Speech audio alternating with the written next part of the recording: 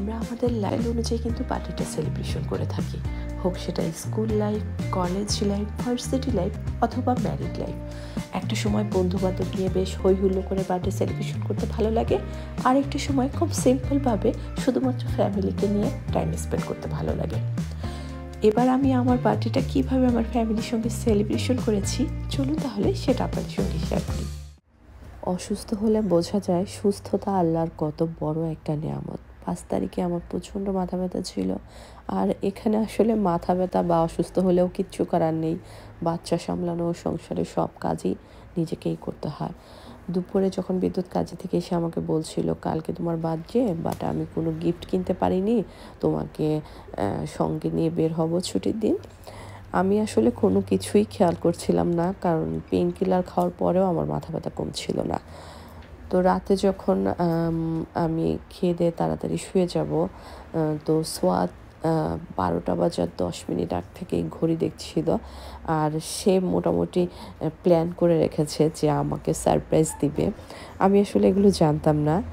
হঠাৎ 12টা বেজে যায়, সোয়াত আমাকে উইশ করে এবং আমাকে জড়িয়ে ধরে কান্না করে দেয় যে সরি মাম, আমি তোমাকে কোনো গিফট কিনে দিতে পারলাম না। আমি বললাম ইটস ওকে পাপা, তুমি আর সাদাতই আমার কাছে সবচেয়ে বড় গিফট। 12টা 10-এ বিদ্যুৎ আমাকে উইশ করতে করতে এই ফুলগুলো হাতে নিয়ে বাসায় ঢোকে। আমি একটু অবাকই হয়েছিলাম। সোয়াত নাকি দুপুরে ওর পাপাকে বলেছিল যে মামির জন্য ফুল নিয়ে আসবা। তো এর জন্যই আমার ছেলে কান্না করেছে, সে ঠিক 12টা বাজে আমাকে ফুল দিয়ে উইশ করতে পারেনি দেখে।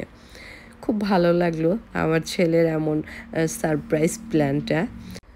6 তারিখে ছিল হচ্ছে আমার বার্থডে, বাট আমি এবার আমার বার্থডেতে কোনো কিছুই তেমন রান্নাবাড়া করিনি। তো 7 তারিখে আমার ছেলের পছন্দের শর্মা বানাবো। এটা হচ্ছে তুরস্কের শর্মা, আর ইটালিতে এই শর্মাটাকে পিয়াদিনা বলে। তো আমি এখানে কিছু মুরগির বুকের মাংস একটু পাতলা স্লাইস করে কেটে নিয়েছি, তারপরে দিয়ে দিয়েছি পাপরিকা, ব্ল্যাক পেপার, আর একটু আস্ত দানা দানা ধনিয়া, আর হচ্ছে জিরা পাউডার, আর আদা রসুনের পেস্ট দিয়ে দিলাম সামান্য। সব কিছু একটু জাস্ট মেখে রেখে দিয়েছি ঘন্টা খানিক। আমি দুপুরে আজকে তেমন কিছুই রান্না করিনি, রাতে একটু কলিজা রান্না করেছি, কারণ আমি আসলে ওদের পছন্দের কোনো কিছুই সেদিন বানিয়ে খাওয়াইনি। তারপরে হচ্ছে প্যানে কিছুটা অয়েল দিয়ে দিলাম, আর হচ্ছে এগুলো একটু ভেজে নিব মিডিয়াম হিটে। চিকেনটা থেকে হালকা একটু পানি বেরিয়ে আসবে, বা পানিটা যখন একটু শুকিয়ে যাবে দেন আমি চুলা থেকে নামিয়ে নেব। আর আমাদের এখানে এমন রুটি পাওয়া যায় পাকিস্তানি দোকানে, তো সেখান থেকে কিছু রুটি নিয়ে আসছি, জাস্ট 2 পাশটা হালকা একটু ছেঁকে নিয়েছি। ফয়েল পেপারের উপরে রুটিটা রেখে কিছু লেটুস পাতা দিয়ে দিয়েছি, তারপরে কিছু পেঁয়াজ, আর হচ্ছে চিকেনটা দিয়ে দিব, আর দিয়ে দিব হচ্ছে কয়েক পিস টমেটো। দেন আমি মেয়োনিজ আর হচ্ছে টমেটো ক্যাচাপ দিয়ে দিচ্ছি। এবার এটা একটু জাস্ট রোল করে নিয়ে তারপরে হচ্ছে মাঝখানটা একটু কেটে নিলেই হয়ে যাবে।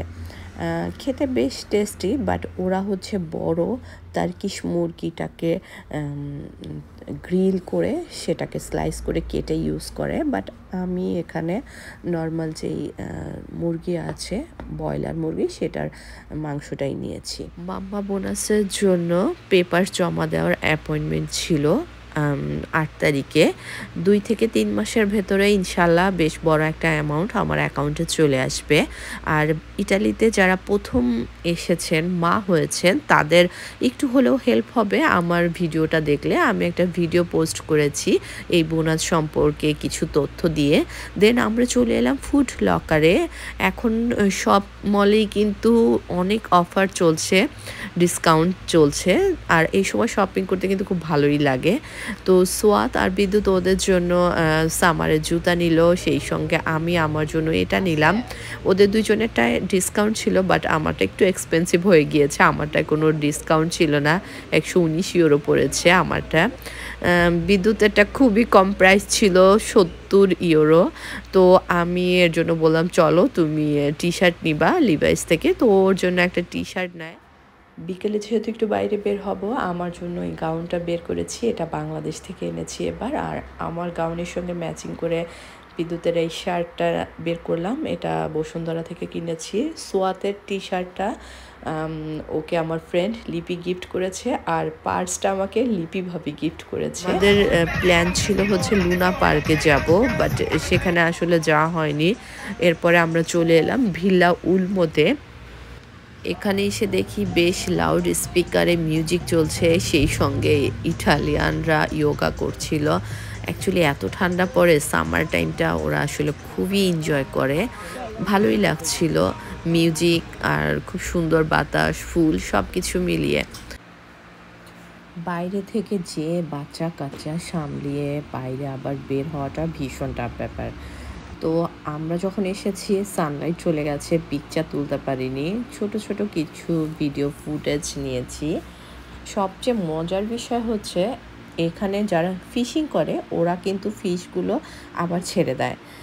ইটালিয়ানরা আসলে এই লেক থেকে ধরা মাছগুলো খায় না। মানুষের সময়ের সঙ্গে সঙ্গে, বয়সের সঙ্গে সঙ্গে রুচিরও পরিবর্তন হয়। একটা সময় কেক কেটে বার্থডে গিফট পেয়ে অনেক বেশি খুশি হতাম, বাট এখন মনে হয় যে যদি বাচ্চাকে নিয়ে একটু বাইরে ঘুরতে যাই বা ওদের পছন্দের খাবার বানিয়ে খাওয়াতে পারি তাহলেই খুব ভালো লাগে। আমার এই গোলুমলুদের নিয়ে বাইরে ঘুরতে পেরেই খুব ভালো লাগছে। আমাদের প্ল্যান ছিল আজকের রাতের ডিনারটা আমরা রামেন বয় জাপানিজ রেস্টুরেন্টে করব, বাট জাপানিজ রেস্টুরেন্টগুলো যে প্রতি সোমবার বন্ধ থাকে এটা আসলে আমরা জানতাম না। রাতের বেলায় এই ভাস্কর্যটা দেখতে দারুণ লাগে। কোমো হচ্ছে একটা ট্যুরিস্ট এলাকা। কোমো লেকের চারপাশে অনেক সংস্কার করা হচ্ছে ট্যুরিস্টদের আকর্ষণ করার জন্য।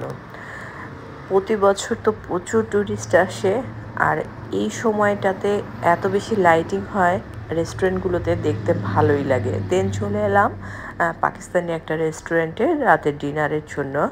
সোয়াদর পছন্দের একটা কাবাব অর্ডার করে, আর আমি আর বিদ্যুৎ হচ্ছে আমাদের পছন্দের খাবার অর্ডার দেই।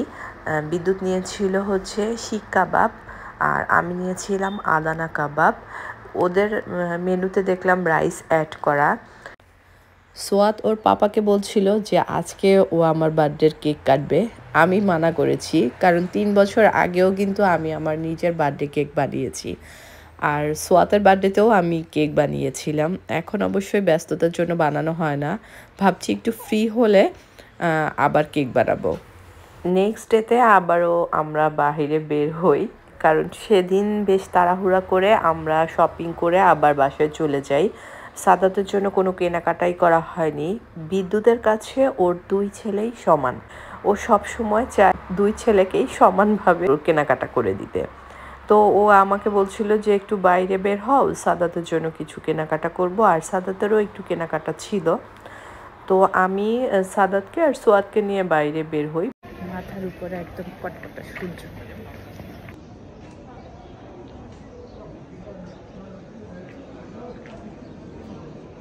গরম লাগতেছে রোদে, আসলে আমরা বের হয়ে অভ্যস্ত না। ইটালিয়ানরা রোদটা যতটা এনজয় করে আমরা আসলে ততটা এনজয় করতে পারি না। কীভাবে? কারণ আমরা বাঙালি, আমাদের এই গরম ওয়েদারটা খুব বেশি ভালো লাগে না। ভালো লাগে সামার টাইম, বাট এত রোদে আমরা আসলে বের হতে পারি না। আগে থেকেই সোয়াতের একটু ঠান্ডা লেগেছিল, বাট সেদিন ঘোরাঘুরি করে আমার সাদাতের গরম ঠান্ডা লেগে গেছে। আমার তো ভয়েসটা এখনও ঠিক হয়নি। সামার টাইমে আসলে শপিং করার জন্য একদম পারফেক্ট টাইম আমার কাছে মনে হয়, কারণ এত বেশি অফার থাকে। অফারে শপিং করতে খুব ভাল লাগে। সোয়াদ খুব টায়ার্ড হয়ে যায়, তাই ওকে ম্যাকডোনাল্ডে নিয়ে যায়। ওর পছন্দের বার্গার আর ড্রিঙ্কস অর্ডার করে। আমি আর বিদ্যুৎ বাসায় এসে লাঞ্চ করব দেখে আমরা আর বাইরে খাইনি। দেন চলে গেলাম প্রে নাতালে। এখানে ছোট্ট এই এডিডাসের জুতাটা দেখে সোয়াদ সাদাতের জন্য এটা কিনতে চাচ্ছে, বাট এটা আসলে সাদাতের পায়ে লাগবে না। আর তার পাপা তার চোখে সানগ্লাস দিয়ে দেখছে কোনটা তার ছেলের চোখে ভালো লাগে। আমি এই সানগ্লাসটা নেই সাদাত বেবির জন্য। অনেকের কাছে শুনেছি 2 ভাই হলে নাকি বড় ভাই ছোট ভাইকে জেলাস ফিল করে, কোনো কিছু কিনে দিলে। বাট আমার ছেলে কিন্তু উল্টা, সে সবসময়ই তার ছোট ভাইয়ের জন্য এটা কিনতে চায়, ওটা কিনতে চায়। জানি না বড় হলে কেমন হবে। আমার কাছে মনে হয় যে বাচ্চাদের অ্যাক্টিভিটিসের জন্য বিভিন্ন ধরনের খেলনা ওদের কিনে দেওয়া উচিত। সোয়াদকেও আমি অনেক খেলনা কিনে দিয়েছি। ওর তো প্রতি মাসে একটা বাজেটই ছিল খেলনা কেনার জন্য। সাদাতের জন্য 2টা খেলনা কিনেছি, সামারের জন্য কিছু ড্রেসও কিনেছি। স্টলারে যদি এই ধরনের টয় লাগানো থাকে তাহলে বাচ্চারা আসলে বাইরে বের হলে খুব বেশি বিরক্ত করে না। আজকে আমি যখন বাইরে বের হয়েছি ওর একটা খেলনা নিয়ে বেরিয়েছিলাম। পাপা শুনো, হাত দিয়ে ধরতে চাইতেছে। পাপা শুনো শুনো শুনো। আমার 2 গোলুমলু নিয়ে এভাবেই আমার বার্থডেটা সেলিব্রেশন করেছি ফ্যামিলির সঙ্গে। সবাই আমাদের জন্য দোয়া করবেন। আপনারাও ভালো থাকবেন। আল্লাহ হাফেজ।